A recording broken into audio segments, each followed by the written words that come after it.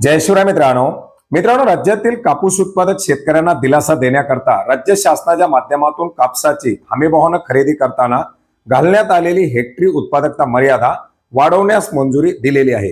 ही उत्पादकता वाढल्यामुळे शेतकऱ्यांना नेमका काय फायदा होणार आहे, शेतकऱ्यांचा पीक विमा मिळण्यामध्ये याचा काही अडसर होईल का, अशा प्रकारचे अनेक सारे प्रश्न सध्या उपस्थित झालेले आहेत आणि याच्याच बद्दलची सविस्तर अशी माहिती आजच्या व्हिडिओच्या माध्यमातून घेण्याचा प्रयत्न करणार आहोत।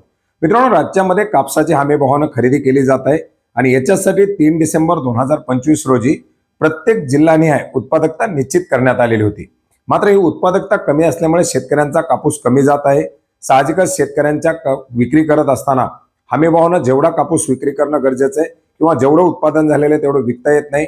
बऱ्याच भागामध्ये शेतकऱ्यांच्या अतिवृष्टी पूर परिस्थितीमुळे नुकसान झालेलं होतं, परंतु त्याच जिल्ह्यामध्ये नुकसान न झालेल्या शेतकऱ्यांची मात्र कापसाची उत्पादकता जास्त आहे आणि अशा पार्श्वभूमीवरती शेतकऱ्याला जर आपला कापूस हमीभावानं विकता आला नाही तर साहजिकच त्याचं नुकसान होऊ शकतं।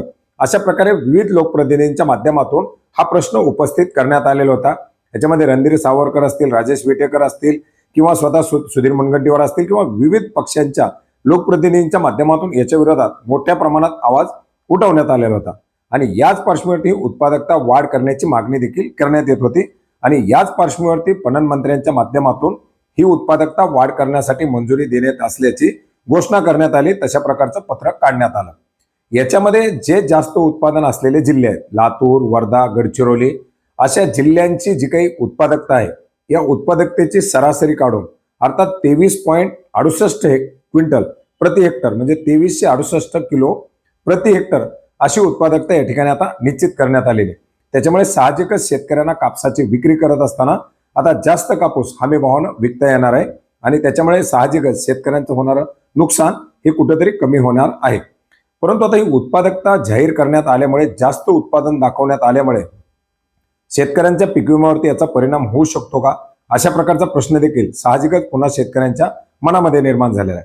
मित्रांनो, पीक कापणीच्या प्रयोगाच्या आधारे जी काही उत्पादकता काढण्यात आलेली होती त्याच्यामध्ये वेगवेगळ्या महसूल मंडळामध्ये वेगवेगळी उत्पादकता आलेली आहे आणि या उत्पादकतेच्या अवरेजच्या आधारावरती प्रत्येक जिल्ह्याची उत्पादकता निश्चित करण्यात आलेली होती। परंतु याच्यामध्ये ज्या भागामध्ये ज्या महसूल मंडळामध्ये नुकसान झालेलं नाही अशा भागामध्ये कापसाचं उत्पादन जे आहे ते अतिशय चांगलं आहे आणि त्या पार्श्वभूमीवरती शेतकऱ्यांचं नुकसान होऊ नये म्हणून ही सगळी ऍडजस्टमेंट या ठिकाणी करण्यात आलेली आहे।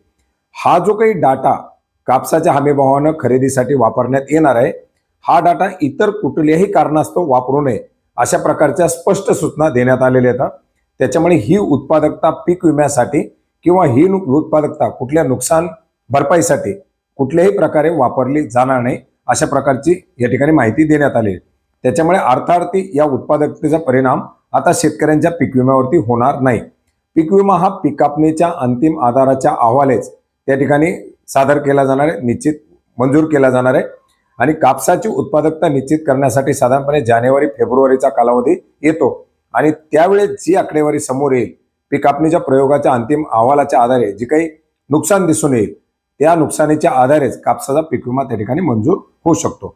तर अशा प्रकारचं हे एक महत्त्वाचं अपडेट होतं, एक महत्त्वाच्या अशा प्रश्नाची उत्तर होती जे आपणास नक्की उपयोग पडतील असे आशा करतो। भेटूयात नवीन माहितीसह, नवीन अपडेट्ससह। धन्यवाद।